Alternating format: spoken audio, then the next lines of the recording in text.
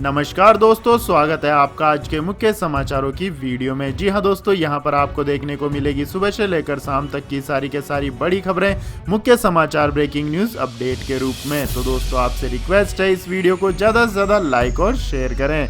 तो दोस्तों जानते हैं आज की पहली बड़ी खबर। सरकार ने दिया दिवाली का तोहफा, वित्त मंत्री ने किया एक और राहत पैकेज का ऐलान।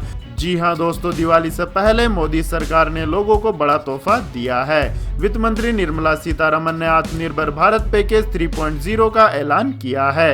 इस नए राहत पैकेज में रोजगार, किसान, आम आदमी से लेकर इंडस्ट्रीज तक के लिए कई बड़े ऐलान किए गए हैं। कोरोना वैक्सीन की रिसर्च एंड डेवलपमेंट के लिए भी 900 करोड़ रुपए का प्रावधान किया गया है। इसके बाद दोस्तों जानते हैं अगली बड़ी खबर। जेएनयू में पीएम नरेंद्र मोदी ने किया स्वामी विवेकानंद की मूर्ति का अनावरण। जी हां दोस्तों, वीडियो कॉन्फ्रेंसिंग के जरिए पीएम नरेंद्र मोदी ने जेएनयू परिसर में लगी स्वामी विवेकानंद की मूर्ति का अनावरण किया है। प्रतिमा के अनावरण के बाद पीएम नरेंद्र मोदी ने स्वामी विवेकानंद अमर रहे के नारे भी लगवाए। अपने संबोधन की शुरुआत में उन्होंने कहा है कि मैं जेएनयू प्रशासन, सभी शिक्षकों और छात्रों को इस अवसर पर बहुत बधाई देता हूं। साथियों, स्वामी विवेकानंद जी कहते थे कि मूर्ति में आस्था का रहस्य यह है कि आप उस एक चीज से विजन ऑफ डिग्निटी विकसित करते हैं। पीएम नरेंद्र मोदी ने आगे कहा कि मेरी कामना है कि जेएनयू में लगी स्वामी जी की यह प्रतिमा सभी को प्रेरित करे और ऊर्जा से भरे। यह प्रतिमा वो साहस दे, करेज दे जिसे स्वामी विवेकानंद जी प्रत्येक व्यक्ति में देखना चाहते थे। यह प्रतिमा वो करुणा भाव सिखाए, कंपनसेशन सिखाए जो स्वामी विवेकानंद के दर्शन का मुख्य आधार है। यह प्रतिमा में राष्ट्र के प्रति आगाध समर्पण सिखाए, प्रेम सिखाए जो स्वामी जी के जीवन का सर्वोच्च उद्देश्य है। यह प्रतिमा देश को विजन, बिजनेस के लिए प्रेरित करे जो स्वामी जी के चिंतन की प्रेरणा है। इसके बाद दोस्तों जानते हैं अगली खबर। सरकार ने घर खरीदारों को दिया दिवाली गिफ्ट, इतनी मिलेगी टैक्स में छूट। जी हां दोस्तों, वित्त मंत्री निर्मला सीतारमन ने आत्मनिर्भर भारत पैकेज 3.0 का ऐलान किया है। इस नए राहत पैकेज में रोजगार, किसान, आम आदमी से लेकर इंडस्ट्रीज तक के लिए कई बड़े ऐलान किए गए हैं। कोरोना वैक्सीन की रिसर्च एंड डेवलपमेंट के लिए भी 900 करोड़ रुपए का प्रावधान किया गया है। वित्त मंत्री निर्मला सीतारमन ने 2 करोड़ रुपए तक की आवासीय इकाइयों की पहली बार सर्कल दर से कम कीमत पर बिक्री पर आयकर नियमों में छूट देने की घोषणा की है। इससे लोगों को सरकार ने दिवाली से पहले घर खरीदने पर बड़ा गिफ्ट दे दिया है। अभी तक सर्कल दर और बिक्री करार मूल्य के बीच सिर्फ 10% तक के अंतर की इजाजत है। आवासीय रियल एस्टेट क्षेत्र को बढ़ावा देने के लिए वित्त मंत्री ने कहा है कि अब इस अंतर को 30 जून 2021 तक बढ़ाकर 20% कर दिया गया है। यह राहत 2 करोड़ रुपए तक की आवासीय इकाइयों के लिए है। यह स्कीम भी 31 मार्च 2021 तक लागू रहेगी। इससे रियल एस्टेट में बिना बिके घरों को बेचने में मदद मिलेगी। लोगों को सस्ते में घर मिल सकेंगे।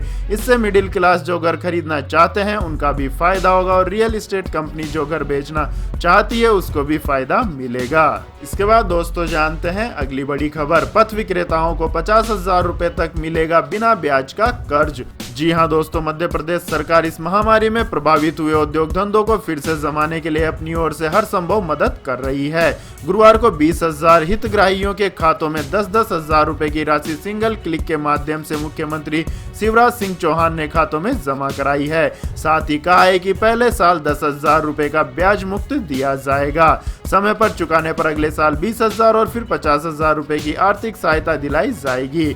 इसमें हितग्राही का ब्याज सरकार चुकाएगी। आत्मनिर्भर मध्य प्रदेश के रोड मैप के विमोचन कार्यक्रम में मुख्यमंत्री ने कहा है कि इस महामारी के संक्रमण के फैलाव को रोकने के लिए लॉकडाउन करना पड़ा था। इसकी वजह से छोटे कारोबारियों को सर्वाधिक नुकसान हुआ। इन्हें फिर से पैरों पर खड़ा करके अर्थव्यवस्था को गतिमान बनाने के लिए केंद्र सरकार ने शहरी पथ विक्रेताओं को ब्याज मुक्त ऋण दिलाने की योजना बनाई है। प्रदेश सरकार ने एक कदम आगे बढ़ते हुए ग्रामीण पथ विक्रेताओं के लिए अपनी ओर से योजना लागू कर दी है। इसके तहत गुरुवार को वीडियो कॉन्फ्रेंसिंग में सिंगल क्लिक के माध्यम से 20,000 ग्रामीण स्ट्रीट वेंडर्स के खाते में बैंक की ओर से ब्याज मुक्त ऋण राशि अंतरित की है। इसके बाद दोस्तों जानते हैं अगली बड़ी खबर। दिवाली से पहले आंगनवाड़ी वर्कर्स को महाराष्ट्र सरकार का बड़ा तोहफा, मिलेगा भत्ता। जी हां दोस्तों, दिल्ली से पहले महाराष्ट्र की उद्धव ठाकरे सरकार ने आंगनबाड़ी कार्यकर्ताओं को बड़ा तोहफा दिया है। उन्होंने दिवाली पर 2,000 रुपए का भत्ता मिलेगा, यह घोषणा संबंधित मंत्री ने की है। केंद्र सरकार के तीसरे पैकेज के तहत गुरुवार को अर्थव्यवस्था के समग्र विकास को ध्यान में रखते हुए 2.65 लाख करोड़ रुपए के बूस्टर डोज की घोषणा की गई, जिसमें मैन्युफैक्चरिंग, रोजगार, इंफ्रास्ट्रक्चर विकास पद पर विशेष जोर दिया गया। वहीं किसान, ग्रामीण रोजगार व निर्यात का भी ख्याल रखा गया। इसके बाद दोस्तों जानते हैं अगली खबर। लेकिन दोस्तों अगली खबर जानने से पहले आप लोगों से गुजारिश है कि इस वीडियो में दिखाई गई खबरें अगर आपको पसंद आई हो तो इस वीडियो को लाइक करें, शेयर करें और हमारे चैनल को सब्सक्राइब करें।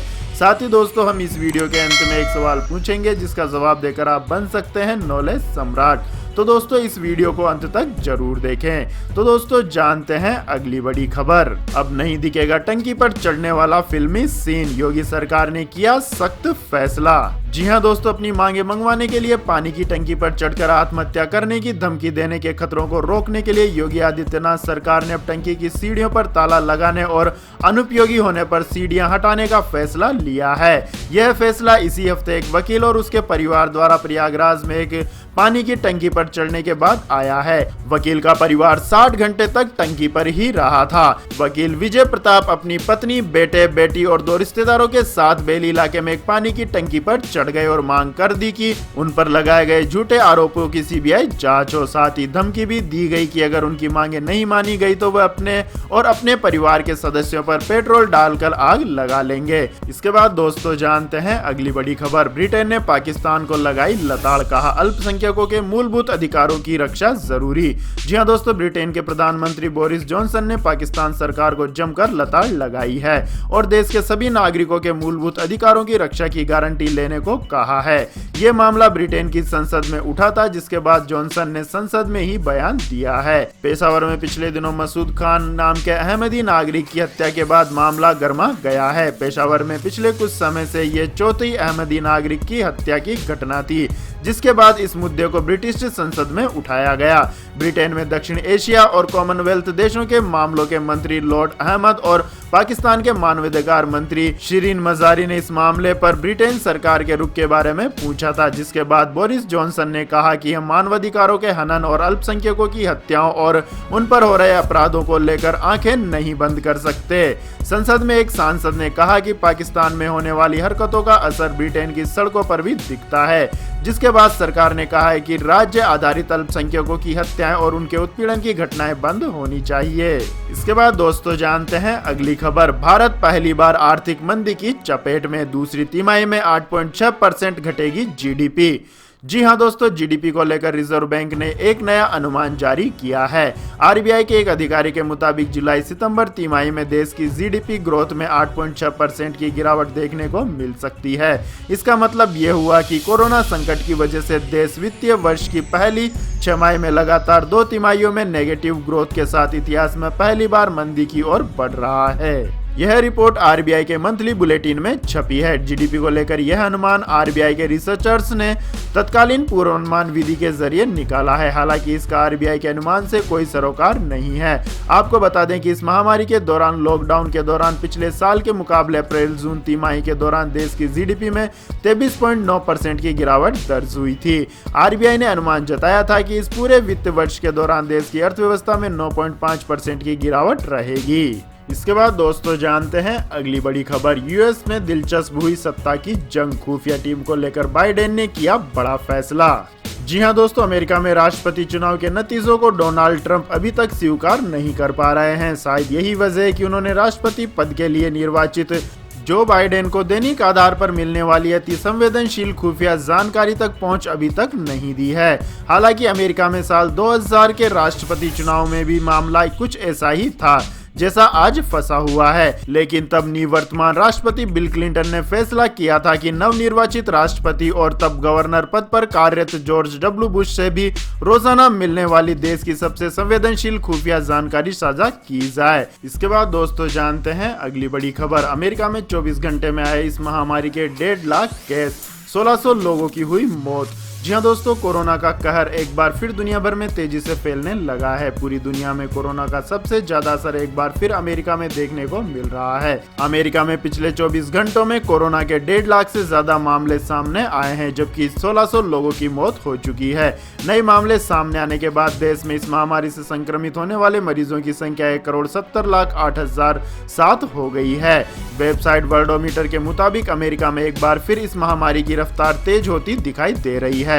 पिछले 24 घंटों में इस महामारी से 1600 लोगों की मौत हुई है, जिसके बाद देश में अब तक इस महामारी से होने वाली मौतों का आंकड़ा 2,47,397 हो चुका है। अमेरिका में इस वक्त 38,11,931 एक्टिव केस हैं, जबकि 66,48,679 लोग ठीक होकर अपने घर जा चुके हैं। अमेरिका में तेजी से बढ़ते संक्रमण को देखते हुए अंदाजा लगाया जा रहा है कि इस महामारी से लड़ने के लिए तैयार की गई फाइजर कोरोना वैक्सीन को जल्द ही मंजूरी मिल सकती है। अमेरिका में अगले महीने से इस वैक्सीन का देश भर में पहुंचने का काम शुरू हो जाएगा। इसके बाद दोस्तों जानते हैं अगली बड़ी खबर। फिल्म अभिनेता आसिफ बसरा ने हिमाचल प्रदेश में की खुदकुशी।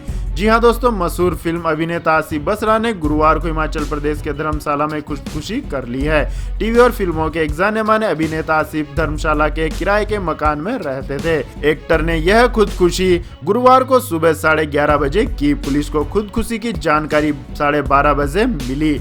आसिफ बसरा के शव को पोस्टमार्टम के लिए भेज दिया गया और पुलिस ने मामले की जांच शुरू कर दी है। हिमाचल प्रदेश के कांगड़ा के एसएसपी विमुक्त रंजन ने बताया है कि फिल्म अभिनेता आसिफ बसरा धर्मशाला में एक निजी परिसर में मृत पाए गए। उन्होंने फांसी लगाई है। फोरेंसिक टीम मौके पर पहुंचा दी है और पुलिस मामले की जांच कर रही है। उन्होंने इतना बड़ा कदम क्यों उठाया, यह साफ नहीं हो पाया है। आसिफ बसरा बीते कुछ सालों से मैकलोडगंज में किराए पर मकान लेकर एक विदेशी महिला मित्र के साथ रह रहे थे। मिली जानकारी के मुताबिक उन्होंने मैकलोडगंज में जोगीबाड़ा रोड पर स्थित एक कैफे के पास आत्महत्या की है। इसके बाद दोस्तों जानते हैं अगली खबर। मरियम नवाज का इमरान खान सरकार पर बड़ा हमला, कहा पाक सरकार वोट नहीं बूट के लायक। जी हां दोस्तों, गुलाम कश्मीर में चुनाव से पहले होने वाली सभाओं में पाकिस्तान मुस्लिम लीग नवाज की उपाध्यक्ष मरियम नवाज ने सरकार पर सीधा निशाना साधा है और कहा है कि सरकार को वोट की जरूरत नहीं, वह बूट के लायक है। गिलगित बल्टिस्तान के नगर में उन्होंने कहा है कि इमरान सरकार उनकी पार्टी के प्रमुख नवाज शरीफ के कार्यकाल में हुए कार्यों का श्रेय लेना चाहती है।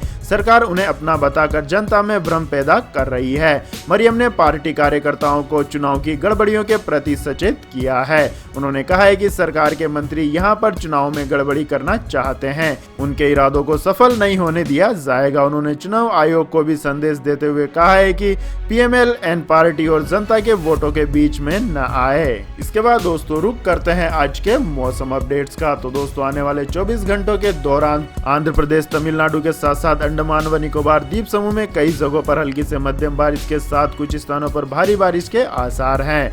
वहीं रायलसीमा, आंतरिक तमिलनाडु, केरल और दक्षिणी आंतरिक कर्नाटक में हल्की बारिश के बीच कुछ स्थानों पर मध्यम बौछारें गिर सकती हैं। जम्मू कश्मीर, गिलगित बल्टिस्तान और मुजफ्फराबाद के कई ऊंचाई वाले हिस्सों में हल्की बारिश और हिमपात शुरू होने की संभावना है। हिमाचल प्रदेश में भी एक दो स्थानों पर गतिविधियां शुरू हो सकती है। इसके अलावा दोस्तों देश के बाकी हिस्सों में मौसम मुख्यतः शुष्क और साफ बना रहेगा। उत्तरी भारत के मैदानी इलाकों में हवाओं के रुख में बदलाव होने से दिल्ली में प्रदूषण कुछ हद तक कम हो गया है। वायु गुणवत्ता में सुधार दिखाई देगा। इसके बाद दोस्तों जानते हैं आज के पेट्रोल और डीजल के भाव। तो दोस्तों आज भी सरकारी तेल कंपनियों ने जनता को राहत देते हुए तेल की कीमतों में कोई बढ़ोतरी नहीं की है, जिससे देश की राजधानी दिल्ली में पेट्रोल की कीमत 81 रुपए 6 पैसे प्रति लीटर, जबकि डीजल की कीमत 70 रुपए 46 पैसे प्रति लीटर अपने पूर्ववर्ती दामों पर ही बनी हुई है। इसके बाद दोस्तों जानते हैं अगली खबर। धनतेरस के दिन सस्ता हुआ सोना, फटाफट जाने आज के भाव। जी हाँ दोस्तों, धनतेरस के दिन दिल्ली सराफा बाजार में सोने के भाव में मामूली गिरावट रही है। HDFC सिक्योरिटीज ने जानकारी दी है कि सोना 81 रुपए प्रति 10 ग्राम सस्ता हुआ है, जबकि चांदी का भाव भी लगभग सपाट स्तर पर रहा। अंतर्राष्ट्रीय बाजार में भी सोने चांदी सपाट स्तर पर कारोबार करते रहे।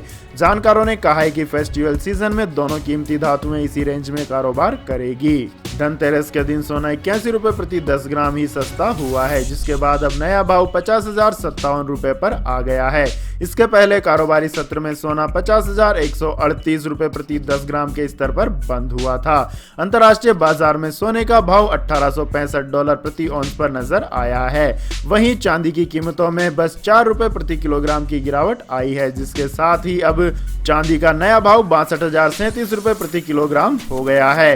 इसके पहले सत्र में चांदी का भाव 62,041 रुपए था। अंतर्राष्ट्रीय बाजार में भी सपाट कारोबार देखने को मिला है, जहां चांदी का भाव $24.09 प्रति औंस रहा है। इसके बाद दोस्तों जानते हैं अगली बड़ी खबर। कुणाल पांड्या को मुंबई एयरपोर्ट पर रोका, जांच के दौरान मिली कीमती चीजें।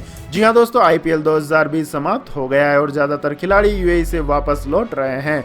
मुंबई इंडियंस के स्टार क्रिकेटर कुणाल पांड्या भी मुंबई वापस आ रहे थे, लेकिन उनको मुंबई अंतर्राष्ट्रीय एयरपोर्ट पर रोका गया है। सूत्रों से जानकारी मिली है कि अवैध सोना लाने के आरोप में उन्हें रोका गया है।